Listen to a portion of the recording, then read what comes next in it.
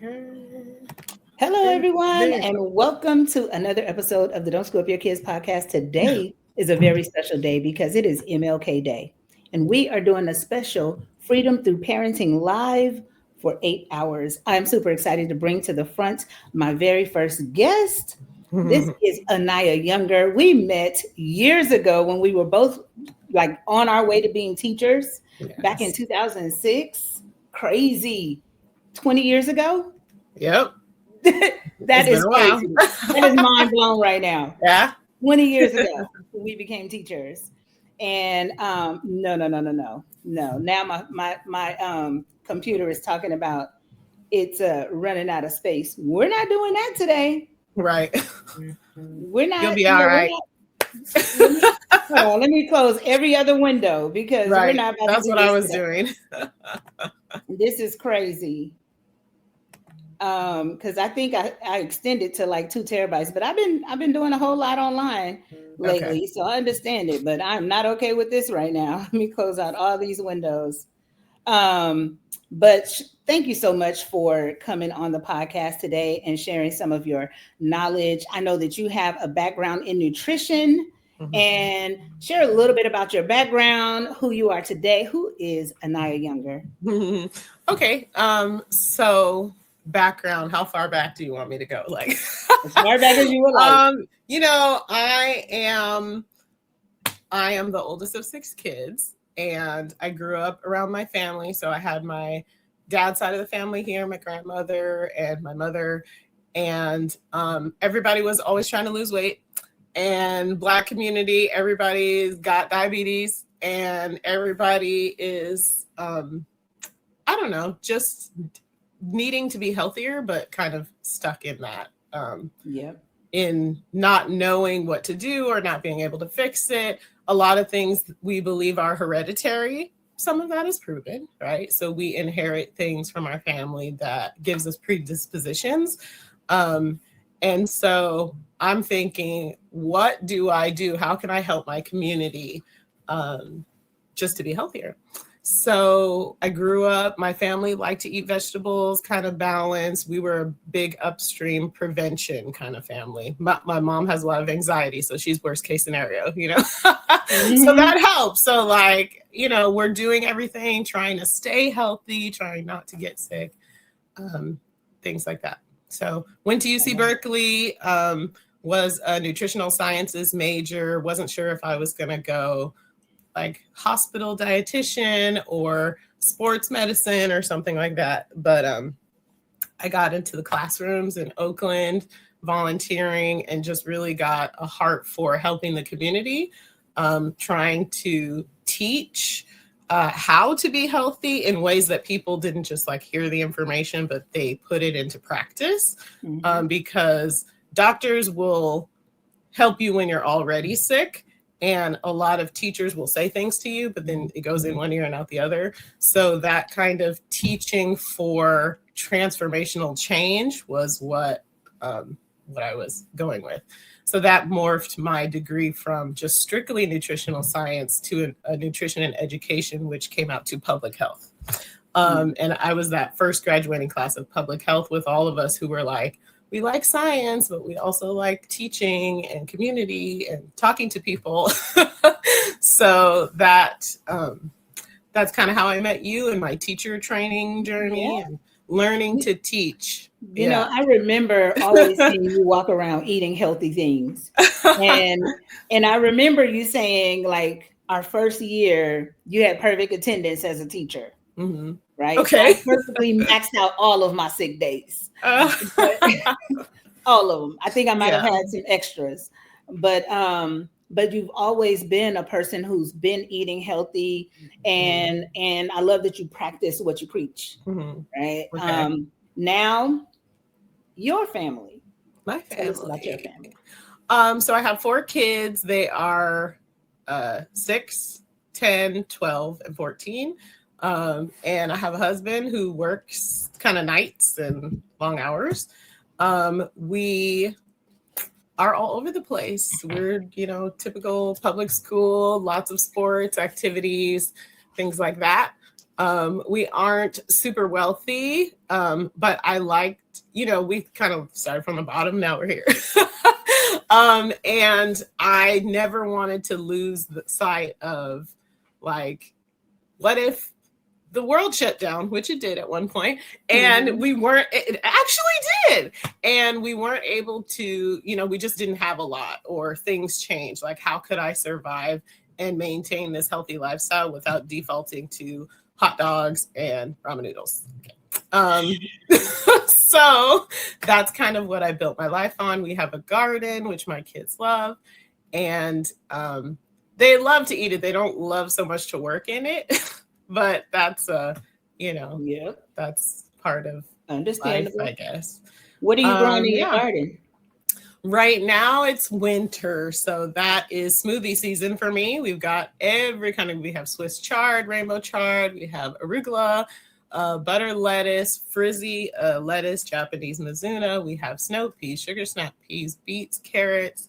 We have cabbage, kale, collard greens. We have green onions, lots of pretty white flowers because it pretends to be snow. What else? Some of my friends in there. Oh, cilantro. Always got to have cilantro. That's good for the winter. Some basil, lots of herbs. And maybe that's, we're starting to grow some, what are those beans? Oh, I forget. It's a big legume. But anyway, they're starting to grow. And I like that because they're like a staple in our diet. I love it. Yeah. And I too want to have a garden and don't want to work in it. Yes. But where do you live now? Are you in Southern California? We're in Southern California. Okay. And that is a priority for me too with the garden, is like, that's part of it creates work, but it creates a lot of food. In my garden, I always focus on what grows without me trying to do anything. Like it will just grow on its own, like the weeds grow, you know? So my garden doesn't always look pretty like all the other ones, but let me tell you, it produces a lot of food. Oh, we have broccoli, cauliflower, bok choy, which is my favorite. And so some of those things over the years, I've been gardening for about 8 years now. Celery too, the celery there. That celery is growing so great this year. And it's like a big mess of things. And I'm always calling people, come get some veggies, but they never want to come out and pick it. So, and I'm like, I'm not washing all this stuff and bringing it to you. But anyway, okay. Yes. If you do start gardening, just throw the seeds in the ground, and whatever grows, that becomes your new favorite food. Okay. By itself. Good to know. Like, I'm in Vegas, so I got to figure out this extreme heat. Exactly. Yeah. And there are some things that love heat, especially in the summer. Your okra girl. The okra loves heat. And so even in Southern California, sometimes it won't grow unless it's hot enough. So you get your little AI, ask it what's going to grow there, build your diet based on those things. See, I'm already like, that's why I'm here, because I love talking about this stuff. Yeah. And so like in California, in San Francisco, there's this court case where the city of San Francisco is suing many companies in the food industry because of the ultra processed foods that are killing people. And in their press conference, they said that average life expectancy is 80 years, but for poor people is 66, and mostly due to their diet. And so like hearing that, I was like, wow, we got to get more information about this, because poor people are the ones who are eating the ultra processed foods, and mostly for a number of reasons, having to work a full-time job or multiple jobs. And if you have children, especially, you got to get something quick and on the go if you don't have time to go and cook a home cooked meal. And then the stuff that we grew up on is not even the same ingredients today that it was back then. Correct. Because I hear a lot of people saying stuff like, well, I grew up on Fruit Loops. And it's like, but you didn't grow up on those Fruit Loops. They done sprayed them and put all kinds of stuff in them. And one thing that was mine, and I want to get into that, but one thing that blew my mind, I go to Sprouts Farmers Market most of the time to get my produce, and I got some organic bananas, and in about 2 or 3 days, they started turning brown. And I was like, okay, I'm fine with that.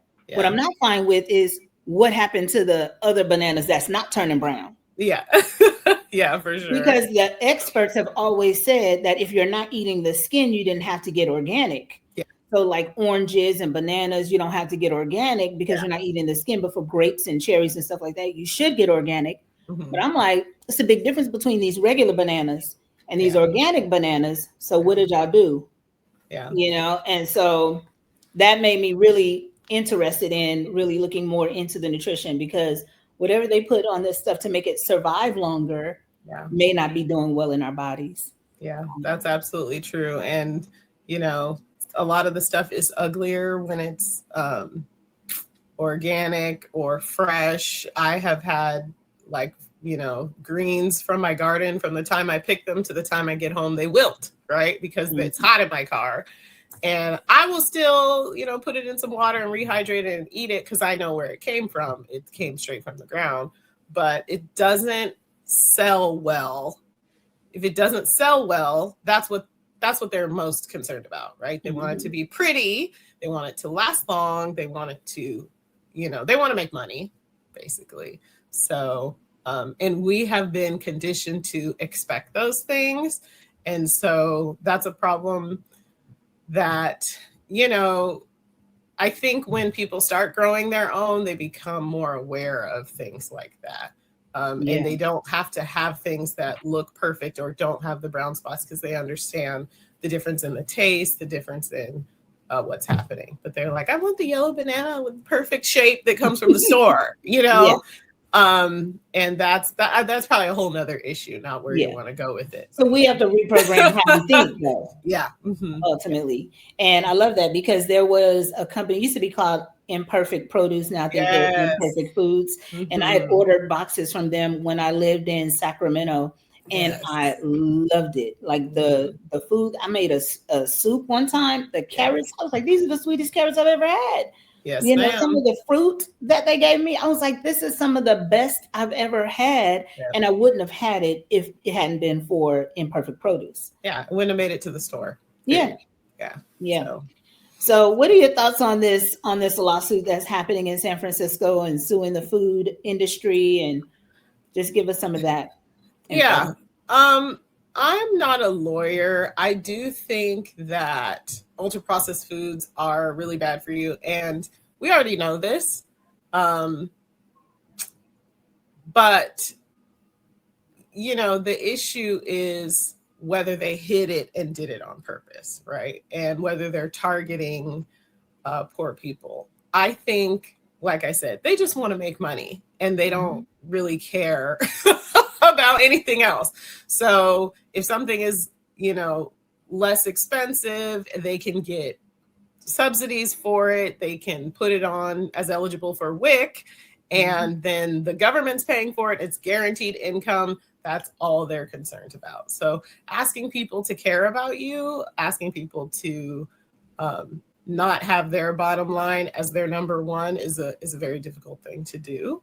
And so, you know, like I said, I'm not into the lawsuit part of it, but I understand why they did it, you know, and like they just want to make money. I mean, that's for me, that's the bottom line. So we have to take care of ourselves and make sure that we're, you know, aware of the potential dangers of these foods, and that we can find ways to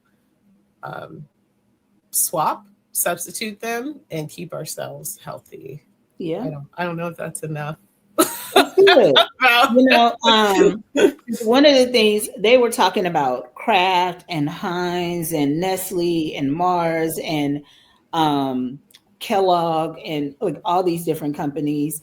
Recently, there was the CEO of Campbell's Soup said, you know, like poor people eat this stuff. And what are some of the dangers of the ultra processed foods? I know usually they're high in sodium.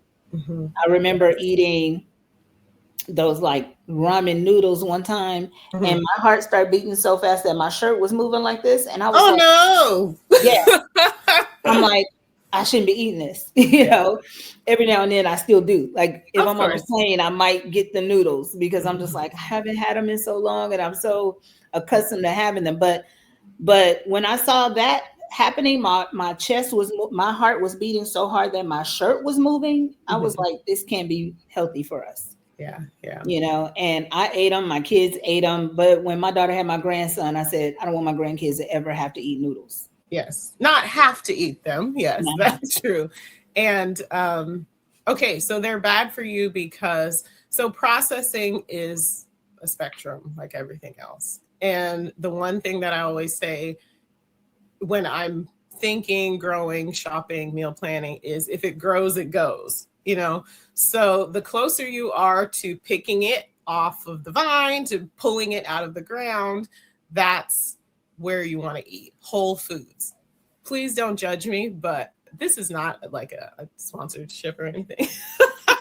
But the other day I saw a Whole Foods Market like bag, and it has like on the side of the bag, it has like all the fake ingredients it's like what's not in our food is what makes it. And because I don't shop at, like you said, Sprouts, like I typically do not go to places where the food is more expensive. I try to get my food at like a grocery outlet store, like the cheapest thing possible, but still eat healthy. I just love doing that.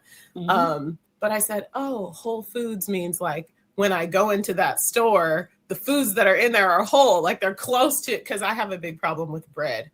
I don't have a lot. We don't eat a lot of bread because it is processed, like in whatever form. I try to minimize the processing. But then I was like, oh, maybe I could go to Whole Foods and get like a better bread, and then I won't feel so bad about bread. With flour and things like that. I forgot the question. Oh yeah, we were talking about why processed foods were bad for you. So anyway, I have not been to Whole Foods. I don't even remember the last time I've been to Whole Foods, but I might go and get some bread because processed foods are so bad for you. So the closer they are to nature, if it grows, it glows, right? And you're going to get a pre-digested structure. So sometimes the nutrients come out when they chop them, they grind them, they add emulsifiers, things that mix with the food so your body can't digest it the same as in nature. They are less nutrient dense because they add stuff to it. So if you're like, when you're eating an apple, it's just all apple. When you're eating applesauce, now you lost the skin, right? Now it's already crushed up. So it goes through your system faster. So not saying applesauce is bad, but you're talking about the closer you are to where it began, the less processed it is. And cooking is a process and chopping is a process. But the lawsuit is about these ultra processed foods that they add emulsifiers, they add fake sweeteners, they add artificial dyes to make them pretty.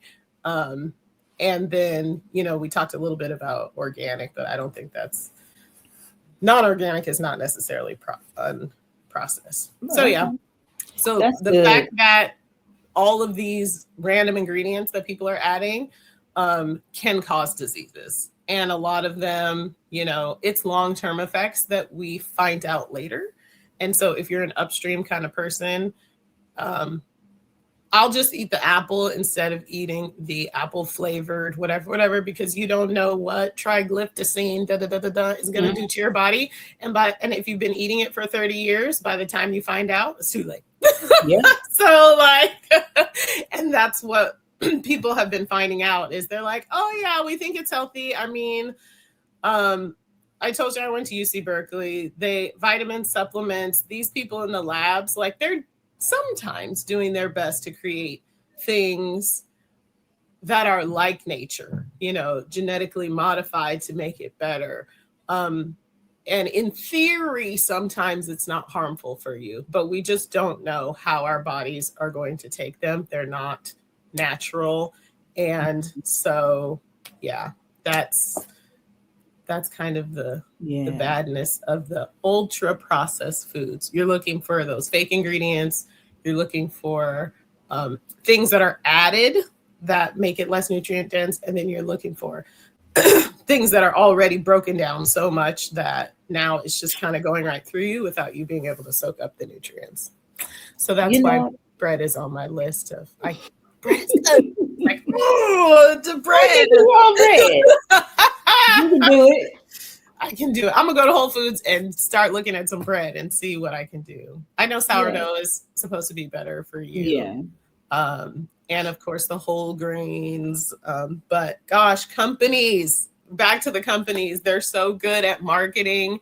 They'll make you think that you're getting something, like saying, I don't know, just deceptive marketing processes that make you think it's a whole food when really it's like it's with whole grains in it, and it's like 90% not whole grains, and so you have to be so careful because they're out to make money. They're out to benefit from, people got a little education. They know that whole grains are good, so now they'll put, hey, this with whole grains on it, and you're like, hey, I'm doing better, and also it's less expensive.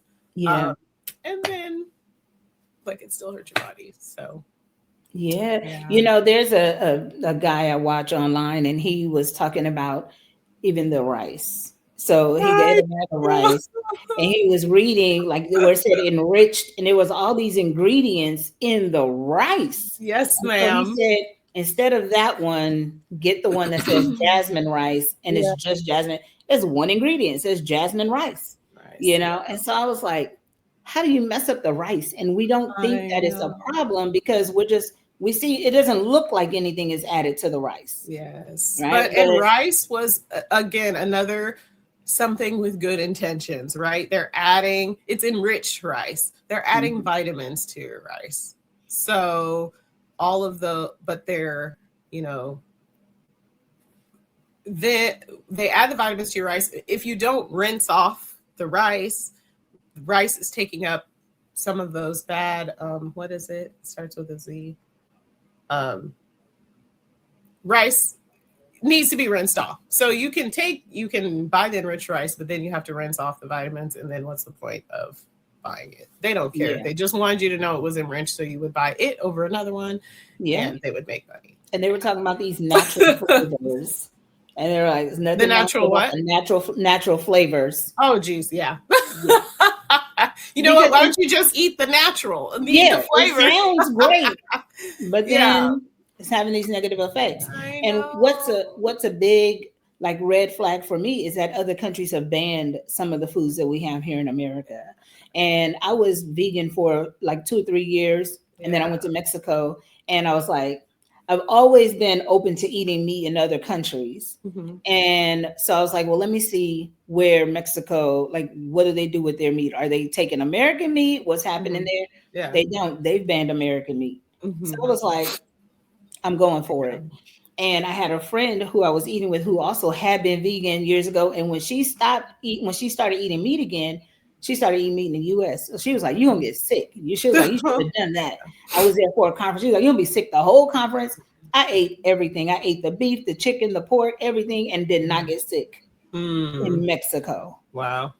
Yeah. There's videos that I've seen where there was a guy who was talking about how he's been gluten-free here in America, but went to another country, ate the bread, no problem. Yeah. Because, again, we are poisoning ours. Correct. And our animals eat our food. Yes. That's the problem. So our corn and our rice and our grains that have been sprayed with pesticides and all kinds of things. So, the only way you can 100% avoid it, ma'am, is to get in the ground and grow it yourself. Yeah. And I want to do it. I'm probably going to. Just do one thing and it'll be your favorite little thing. I'm also scared of getting our own seeds. So I'm like, I need to go to another country and get the seeds because how do you have seedless grapes? Like, what are you growing them from? Like, how do you have seeds? Yeah, gotcha. Oh, because I was like, grapes. They have seeds for seedless grapes? I don't know. I don't even know. How do you make them? Yeah.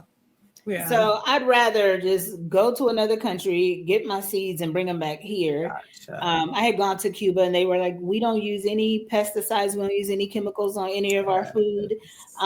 Even with the cigars, he said the tobacco plants attract these worms that'll eat them. He said we have to go every day and visually look at the plants and hand take off the worms because they don't use pesticides. Yes, so I was like, man, that feels so good. Yes. But also very time consuming. And here, when we have these minimum wages, you can't afford to do that. Absolutely. But you can order your seeds, right? Okay. Yes, you can order your seeds. You don't have to travel to another country to get your seeds.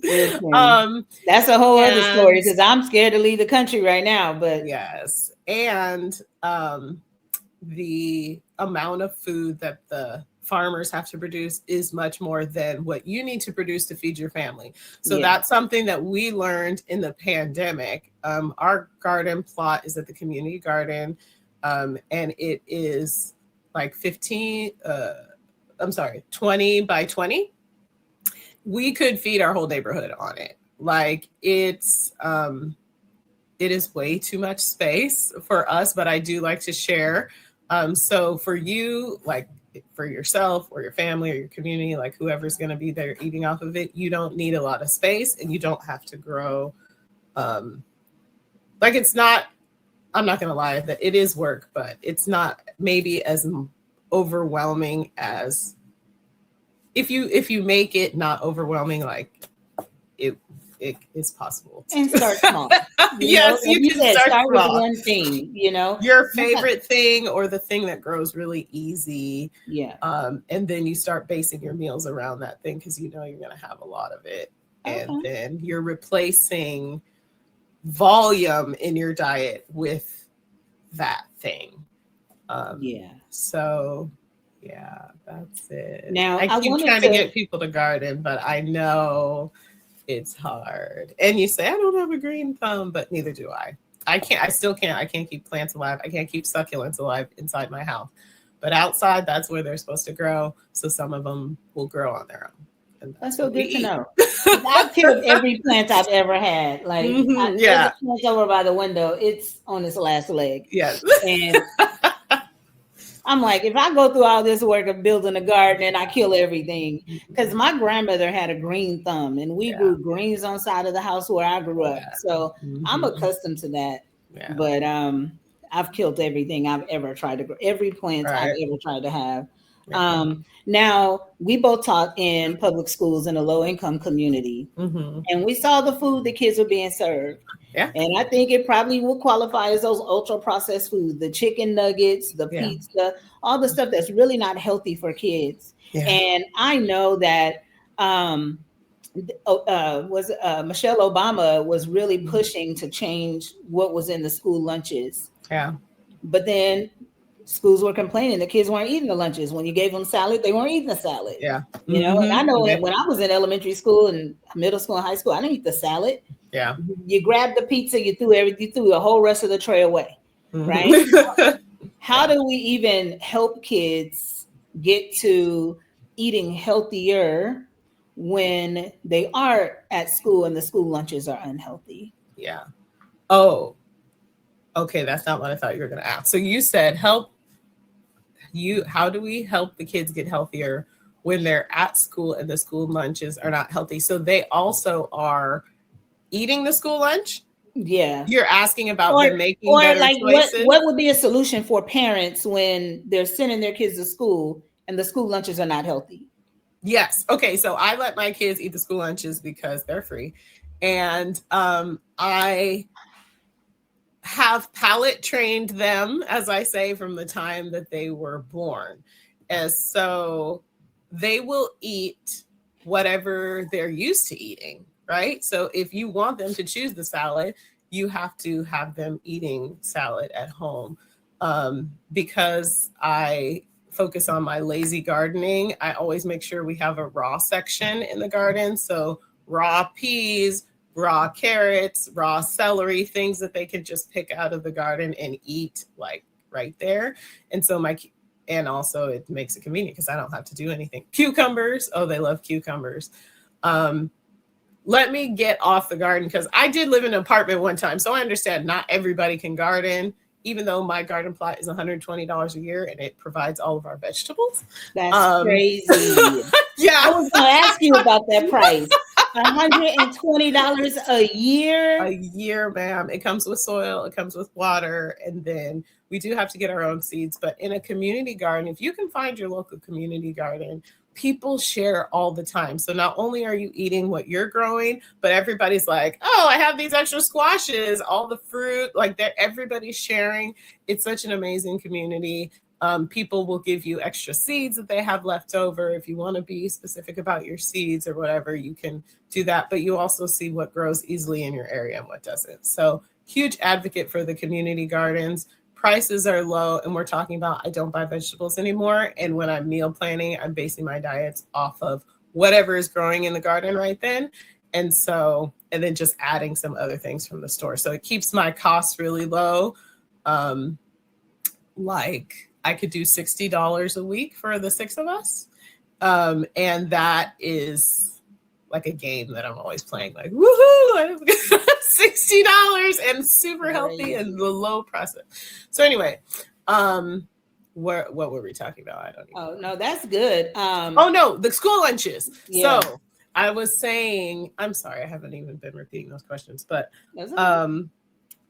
the school lunches. So I just tell my kids, make sure you have a fruit and a vegetable, and you eat those before you eat the other things, whatever else it is. And so, because even though the school lunches do become highly processed, and sometimes they will count the tomato sauce on the pizza as a fruit, like they are supposed to be balanced. But yes, and so they are supposed to be balanced. They are supposed to have all the food groups. But they do always offer fresh fruit and vegetables. And so if you bulk up on those things first, you make sure that you choose one, and the kids are used to eating them, then they will. So I ask them when they get home, what fruit did you have? What vegetable did you have? And sometimes, they have Asian pears and my kids get really excited about the fruit and the vegetables that they have, because at least in Long Beach, they do source from local places. And so if there's a bunch of, it's going to be seasonal. And so, they may have a bunch of tangerines, but some kids won't eat an Asian pear because they've never had one before. Mm-hmm. Or some kids won't eat the bok choy because they are only used to eating broccoli and frozen vegetables. So my kids always eat the fruit and the vegetables, and I have them report back to me on which fruit and vegetables they had. And I think that helps them make the better choices. Yeah. Part of the eating healthy and the balance is that they didn't fill up on pizza, that they ate the whole bag of carrots, they had the whole apple, and then they got full by the time, so they ate half of the pizza, right? Okay. Also, having those whole foods in your diet is helping with the fiber. It's helping with your digestion so that you can tolerate some of the, push out some of the other junk that you did. Yeah. So if you ate the chicken nuggets, but you also ate it with a salad and, a cutie, you're still doing better than if you just ate the chicken nuggets, slurped the ketchup, and left, right? Yeah. So, yeah. Mm-hmm. Yeah, I love that. And my daughter is really good about that. My grandkids, they're eating vegetables with every meal. Mm-hmm. And so I really appreciate that. And one of the things that I learned when I moved to Sacramento, and it was just my daughter and myself, and I would cook. I started cooking breakfast before we go to work, her school. We were at the same school for the first time. Aww. But it didn't take as much time as it seemed. Yes. Yeah, I would put a can, not the healthiest stuff, but I put a can of biscuits in the oven and some bacon in the oven, get in the shower. 15 minutes later, I'm out of the shower. The biscuits are ready. The bacon is ready. I scramble an egg, put it on top of the biscuit, with the bacon, and we're out. But that versus hitting the drive-thru at McDonald's. Yeah. Will be just a little bit better, right? And I was like, the 15 minutes it took me didn't really even take 15 minutes because I was in the shower during the time it was cooking itself. Yeah. The amount of time you spend in line in the drive-thru waiting to get served is you're not saving any time by going to the drive-thru. Yes. And you're feeding, you don't even know what's in that stuff. Correct. And so it may take a little bit more time, but it's also once you reprogram the mind to see that it's not as much time as you think it is, and that it is doable, it makes it, easier for you to make the choice to cook something at home. Yeah, I like to target certain things in my diet and then hyper focus on them because one, it's mostly about planning, right? It's not about, like you said, you knew that you were going to put it in the oven, go take a shower and come back. But if you didn't do that, it may have taken you more time because you got to sit there, wait for the bacon, whatever. So when you have your meal plan, when you're thinking about what swaps you're making that are healthier, and then you're ready to go, that saves you probably the most time. So yeah, it's just about making that decision, thinking about it, and planning for what you're going to eat. We have a lot of beets right now in the garden. My kids don't like beets. I like beet greens, but they're not my favorite. But I do make sure that they'll eat them roasted, right? But roasting takes 30 minutes.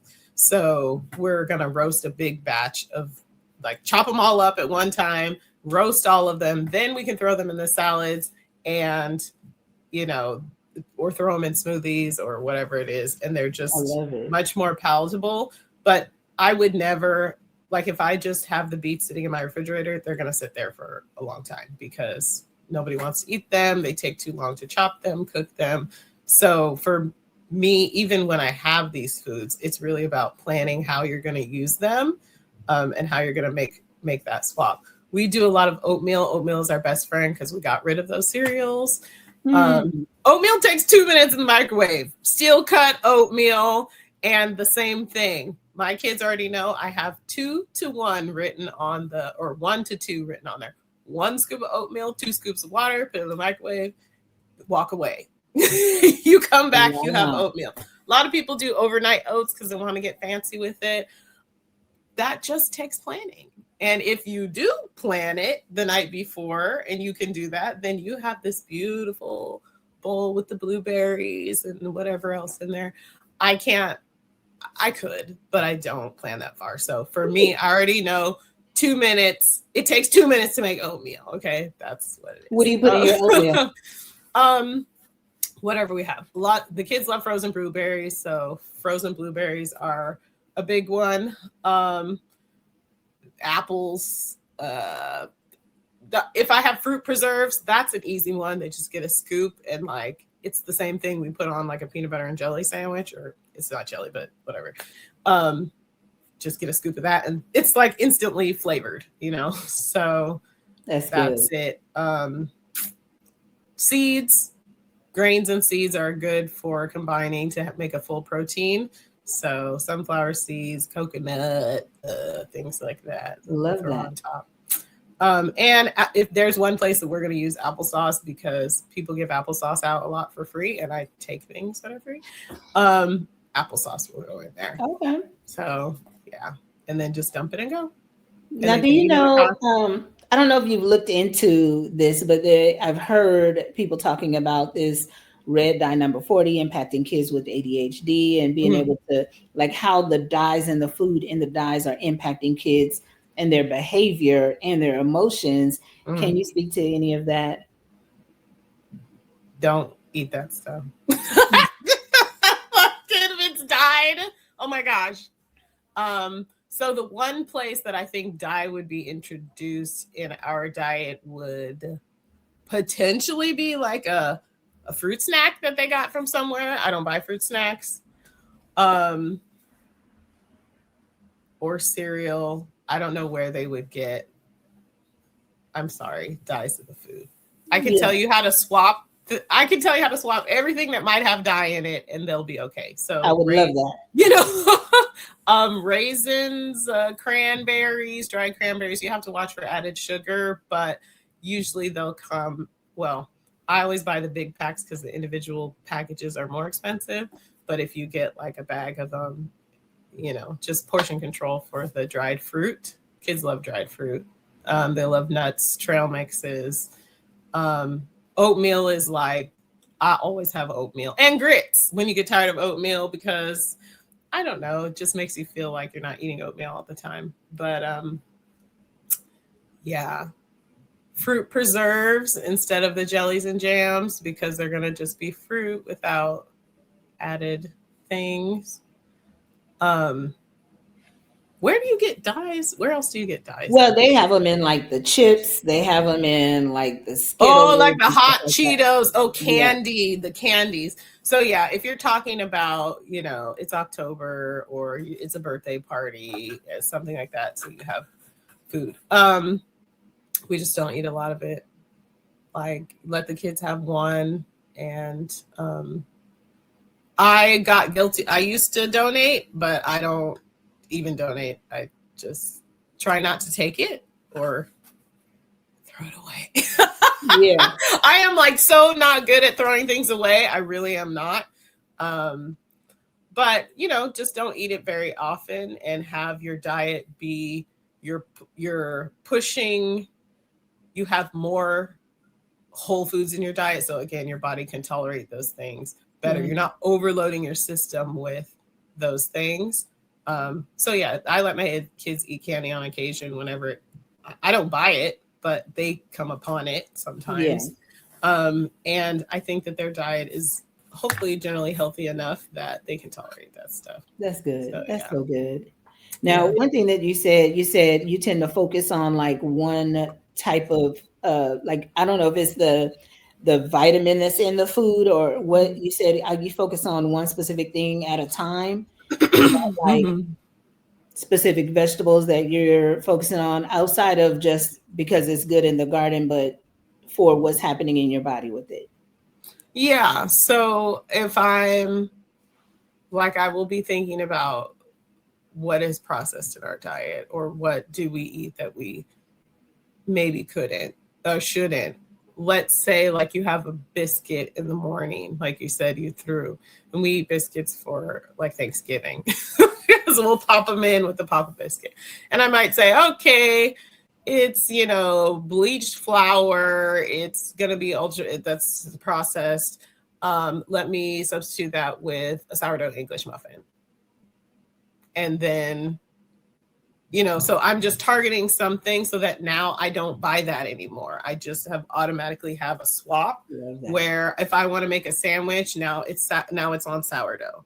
And it's the same thing, and I didn't have to cook it. And, if I don't like it, if I'm just like, oh, this is nasty, I'll toast it. You know what I mean? And so I will find out a way to make it palatable for our family. But one thing that I will say, because my kids don't love oatmeal, but when they're hungry in the morning, they eat it. And one thing that is so good about making these swaps is that they're not going to overeat. They're actually going to stop eating when they're full, because it's not some of these additives in our food. Again, yes, they are addictive. This stuff tastes good. Like they got chemicals that like dopamine in your brain is going off. Like it is not. That's why they crave McDonald's. They've got they try to make it addictive. They know exactly, they've tested it. So they know everybody's going to love this, and it appeals to the majority of the people. You're talking about like drugs. It's like drugs, So because you're going to crave it, because you're going to love it, a lot of the stuff turns off the feelings of satiety, because it's pre-digested. You don't feel satisfied as soon. So you're going to eat more of it. And so that's another part of what's making us unhealthy, is that Kraft mac and cheese. My daughter would just eat she will eat however many boxes you give her, however many cup of noodles. If you say, hey, you can have some cup of noodles, they'll eat one. And if they're like, you can have another one, they'll eat it until they literally can't eat anymore. That's science that they're eating. It's science that they're eating, but they scientifically like planned it that way, that the MSG is going to be so good. You're just going to keep eating it. Give that same kid, a bowl of oatmeal. And when they're full, they're like, yeah, I'm good. I'm done. You know what I mean? So you just have to make it palatable enough. Just a little spoonful, a sprinkle of, we got some honey, right? So I don't even mix it in there. The oats are there. they love blueberries. So we throw some frozen blueberries. It cools it off because it was hot and they couldn't eat it. And just pour a little bit of honey on top. And they're hungry, so they'll eat it. But the second that they're not hungry anymore, they do not need that oatmeal no more. You know what I mean? And so it's just like, Now, if it was a box of, we got some Cinnamon Toast Crunch from a food giveaway or something, that Cinnamon Toast Crunch was gone the next day. It was like a crate of it. Those kids, I was like, how many of those little cups of Cinnamon Toast Crunch ate? You know what I mean? They just eat it like it's crack. You know, it is crack. It is. So, and how many calories was that? Who knows? But like, so that's a thing. But you didn't give them an opportunity to create a habit out of it, because it was, y'all have this one time. Yeah. And ate it. And, you know, so I'm not like, don't believe that we are perfect over here, but a lot of swaps, a lot of things that I don't buy. And so if they're going to have them, it's going to be that one-off time, you know, whatever. And most of the time, so much good is going on in their gut that they're able to tolerate. You know how you've been on a cleanse or you've been on a vegan diet or something, your skin is glowing and everything, and you eat something, goes right through it and you're fine, like your body's healthy. It's designed to be able to handle some poisons, some toxins, and get rid of it. And so if that's the state that you're normally in, then, you know, you can have other things and they won't affect you in the same way as if you were eating them all the time, oversaturating your body with these things. I was going to ask you, what do you use to sweeten food with? What do I use to sweeten? So we were growing stevia for a while, and my goodness, stevia is so incredibly sweet. Is that a plant? It's a plant. Yeah. Okay. It looks like mint. It's green. It's a leafy thing. And then so like sugarcane, when sugarcane grows, you know, it's that big green or whatever other color stalk. It's a plant that grows and it has green leaves, and you pull those leaves off the plant and they are so sweet. But it didn't grow that well. Like, you had to baby it. And I do not baby my plants. Like, they have to go through whatever they go through. Maybe it was the wrong season. Maybe it grows seasonally. But anyway, so if I can get my hands on some fresh stevia, I like to chop that up and put it in there. We definitely use honey. I know vegans don't use honey, but I do use honey. I'm not opposed to some sugar because I don't use a ton of it. I sprinkle it on the top, and the kids do that. But of course, the number one sweetener of all time is banana. And I just recently, because we eat so much oatmeal, like I said, that's when I put my sugar in a shaker, like, so it is like a sprinkler. And it makes them feel like they have sprinkles. But that's because they ate oatmeal so much and I felt bad for them. But putting bananas in the oatmeal, they would have no sugar at all. So they would just have bananas and like some sunflower seeds and some berries and making it look pretty. So maybe some almonds on the top, whatever.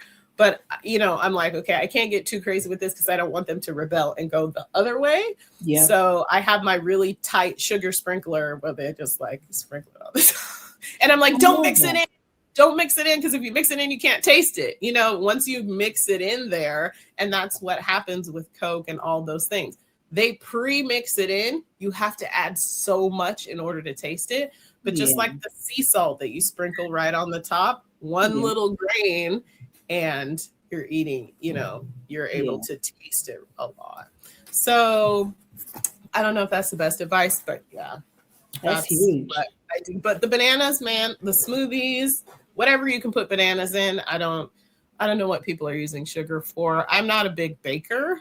And that's why I have this, because baking is time consuming. But I don't know where sugar goes. Where might you use? Yeah, some people put it on sugar. Where would you want to swap sugar for something? Let me think about how Yeah. So in baking, some people, and I've been watching videos where folks are making stuff out of sweet potatoes instead of sugar. Sweet potatoes, yes. Yeah. Wait, sweet potatoes instead of sugar? Yep. So Like what? they'll mix it with like flour and sometimes eggs and stuff to make like a cake type of thing. But they'll use sweet potatoes instead of, they don't put any sugar. Hmm. Interesting. Somebody made pancakes out of it too. Yeah. Pancakes. You don't need sugar for pancakes. When you make the pancakes. batter, it has it in there. It has sugar in there. Oh, I do not put sugar in my waffle. Yeah, so maybe that's what it is. So I don't like cooking with sugar. Like I'm not going to put it. I think that if somebody sweetens something, and like I said, cake, a birthday cake, whatever, have a slice of birthday cake. It's your birthday, like, or like I don't know, but yeah, I would not. If you do not put sugar, that is something that if you don't put sugar in your waffles, we make waffles, we make pancakes. They're only on the weekends because it takes a long time. And don't put sugar in it. It'll be savory. It'll taste more like a biscuit. And if you want, put bananas on top, a little bit of honey, get your little sugar sprinkler, applesauce, a little bit of fruit preserves. You don't need to cook with sugar. So you grew up eating healthy, or because you said because your mom was concerned about the health problems? Is that what it was? Yeah, like I would say like lay people's healthy. Like my dad would be like, don't eat the skin on the chicken. Like he was conscious of it. He would think about it. And so it was something that I always grew up thinking about, and why I wanted to go to school for it, because some of the things I wasn't sure if they were necessary, like, like taking the skin off the chicken. I was like, well, is it better to have a little bit of fat with your chicken, or like does it help you digest it better? So, but we were health conscious eaters, but we definitely had hot dogs every Sunday, because that was quick and we went to church all day. And what else? Like other things that I'm just not sure, like bologna. My dad always eat bologna. I'm not sure. My children have never eaten bologna. They know that. They're just like, and I'm like, I will not. Then look, I have done lunch meat, and I say, like, when I'm stressed out or like something is wrong, if you see like lunch meat in my cart, then I'm depressed or something. But anyway, I just have never given them some of those things, and I think that my parents just didn't know, So, but they were health conscious. And thinking about it. And then that's why I just continue thinking about it, learning, and trying to find ways to foolproof our diets. And like I said, palate train my kids so that they're very used to eating these things. If they see bok choy at a salad bar, they're going to get excited about it, rather than, just like, what's all this plain regular lettuce? They're used to eating arugula and all kinds of different lettuces, and they get excited about it. Growing a garden really, really helps the kids. They will eat any leaf that's around. They'll try new things, and everything doesn't have to look perfect to them. Now, that's not to say my daughter has an issue with textures. So she is still a picky eater, but she will eat. She'll make a smoothie for breakfast with blueberries, bananas, some almond milk, and then I can throw spinach or something in there a little bit to hide it for her. So if you do cook, everything becomes easier, because you can eat sweet potato fries that you've made yourself. They're better than the processed ones full of oil. Anything you cook like you said before, anything you cook is going to be better, because the ingredients are, as long as you're using whole food ingredients, not tons of oils, sugars, things like that. Do you air fry? I do air fry now. And let me tell you, I did not want to, I was gifted an air fryer because I refused to purchase one because it cost more than $100. And I am big on doing things that everybody can do. But when they gave me one for free, I was like, I've got to use this.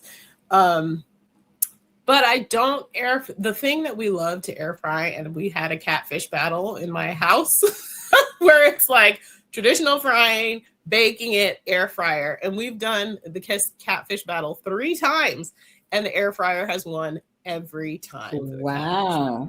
Blind taste testing. We took catfish to Christmas this year because I was like, we were going to do these catfish. And catfish is probably not the best fish of all the fish, but this is holiday. This was for Christmas. Mm-hmm. And the air fryer is phenomenal for that.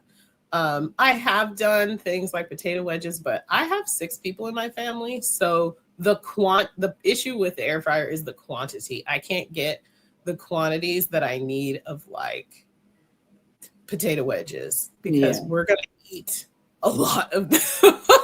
So I still have to like bake it or put it in a pan or with like my roasted vegetables. It's great. Brussels sprouts in there. It's great. But like, that's only enough for one person, you know? So for me, and I like doing, even though it goes quickly, doing multiple batches is time consuming. Yeah. So I mostly use my air fryer. It's a Ninja like foodie, so it's got the air fry function on it. But rice and beans, baby. Rice. What is that? Beans, greens, and well, that's the basis of our diet: the beans, greens, potatoes, tomatoes. That like rice and beans in that. I guess that's not air fryer; it's pressure cooker. But that's what I mostly use it for. So, but air frying is good, and if you're using it to like, I don't know about chicken. I guess you would have to do like a chicken, like strip, a breast nugget. I lean plant-based in my diet, so I don't usually buy a ton of meat. We eat meat, but like opportunistically. Like, so, like my oldest son at school pretty much always chooses whatever the vegan or vegetarian option is at school. And he didn't know he had a plant-based diet until middle school because I never made a big deal of it. I was like, this is just how we eat. So when I'm meal planning, I'm focusing on the foods like we're eating tacos. They're just black bean and corn tacos. Like we're going to have pizza, but it's on sourdough and it has arugula and I don't know, whatever else I can put on there. But the sauce, the tomato sauce I'll make. And I really fast blended the carrots and the beets and dumped that in the tomatoes. It's a really hearty veggie tomato sauce, but that's pizza. So I try not to let them feel like they're eating too differently. You know, we're going to have black bean burgers and sweet potato burgers and salmon, sweet potato patties and things like that. So, yeah. I'm going to need those recipes. Yes, ma'am. Amazing. Yeah. We have just a few minutes left, but I would love for you. I knew this was going to go fast talking to you about this stuff. I'm like, it's an hour. I can talk about this all day. We talk all day. Okay. What are some pointers you would tell to parents who I've heard you say several times about you being very price conscious as well. Yeah. And so because what is the good of this if everyone can't do it like that? People have this idea that it's expensive to eat healthy. Yeah. Yeah. And so like what would you say to those parents who are price conscious, how they can make it happen if they don't have a community garden? I don't think we have one out here because, it's so hot. I've never seen one, but I'm going to look for it. I'm going to I'm going to be intentional. Yeah. There we go. Yeah. So about you're being health conscious and price conscious. Mm-hmm. Focus on your swaps and find a swap that works for you. So this is something, let me see. I actually have a printed list here. So we're going to go with your sugary box cereal. Even when I think about buying cereal and then the oatmeal is cheaper and you get so much out of it, people start eating your oatmeal. Find a way that you like the oatmeal and just challenge yourself not to put sugar at first. Bananas, fruit, ask the internet, guys. We have AI now. Like they will give you they will give you recipes. Just say like, I'm trying to swap out the sugary cereal in my diet. I'm going to replace it with oatmeal. What can I do to make this taste good for me? I like XYZ, and it will tell you what you can swap in there. So anyway, swap that cereal with oatmeal, swap the fruit gummies with a dried fruit. Banana chips, if you can find some that are just bananas, are the cheapest of the dried fruit. Because I know sometimes raisins, especially cranberries, apricots, it depends. Go to those grocery outlets, those places where they sell the big bags of stuff for a lot cheaper, because that's where I shop. And then you will find things. You can't find the same thing all the time, but you will just put on I'm going to get some kind of dried fruit, and it will do that. All those nuggets, if you use ground meat, you can do a ground lean, like just make a meatball and do it in pasta. Don't buy things that are pre-flavored. Try to flavor it yourself with quick stuff, though, like the yogurt and the berries. Just put your own berries in it, because the fruit flavored strawberry that they have at the bottom of that stuff is fake. So, just buy some strawberries and your Greek yogurt. Potato chips with popcorn. Get rid of potato chips. Don't buy them no more. Just don't buy them. It will save you so much money. Those chips are so expensive. It's like $18 for a pack of those things. And popcorn, if you have an air popper, which I've had for like 20 years, I've had an air popper. The kernels cost like $2. And you can swap it with nuts if you want something crunchy, the almonds or something. The bag of almonds is expensive, but it's not more expensive than that 50 pack box of chips. It's not. Have the kids put some fruit in their water, or do whatever to like make your water fancy. Just drink water. We just drink water. And the bread, 100% whole grain or sourdough. But that's the one I'm struggling with. I keep telling you, bread, I'm struggling because good bread is expensive. And I literally cannot find the $1.29 bread that is not, with the exception of English muffins, the sourdough. So that's a lot of things, but I hope it helps. So don't believe that everything is more expensive, because you just have to focus on swapping the bad things with something that's better, and use the internet, people, because we have it now and it will just tell you what to do instead. That's it. Okay. I love it. No excuses. Yeah, no excuses. Yeah. Well, thank you so much for spending this hour with me. And sharing your expertise. I feel like now is the time for people to get healthy and be as healthy as they can, because there's so many illnesses out there. And we saw it with COVID. People who were already healthier were able to fight off COVID better than those people who had other sicknesses.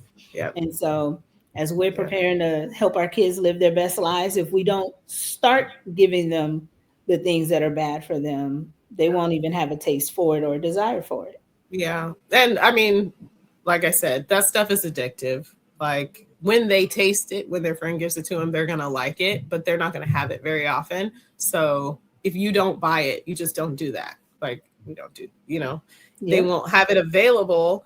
And so when they get home and they have nuts and fruits to snack on, when they have raw carrots, they'll eat 4 carrots and not be hungry anymore, and they'll be fine.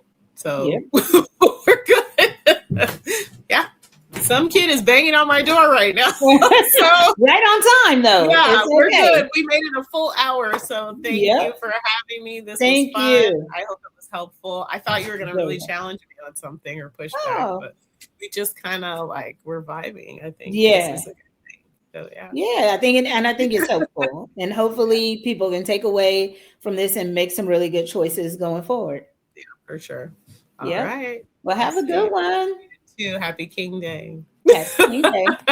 Bye.